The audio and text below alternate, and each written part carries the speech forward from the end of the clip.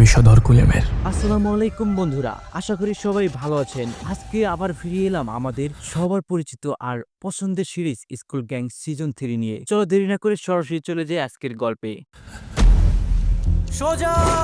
School gang season 3 episode 5। পুরো গল্পটা ছিল এরকম। এই এপিসোডের শুরুতে বোঝা যায় স্কুল গ্যাং এর পরিবেশ আর আগের মতো নেই। আগের ঘটনাগুলোর প্রভাব এখন পুরো স্কুল জুড়ে।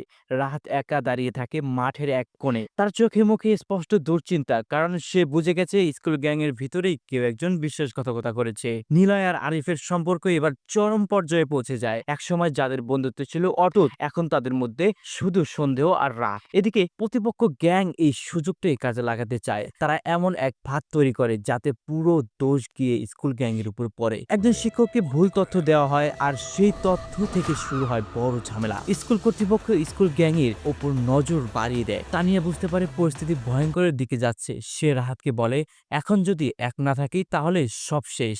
শেষ দৃশ্য দেখা যায় রাহাত চুপচাপ গ্যাং এর সবাইকে এক জায়গায় ডাকছে। তার চোখে একটা সিদ্ধান্ত, এবার আর চুপ থাকা যাবে না। এপিসোডের শেষ হয় এক রহস্যময় দৃশ্যে, যেখানে একজন অচেনা মুখ দূর থেকে সব দেখছে। সে কে? পরের এপিসোডে মিলবে সেই উত্তর।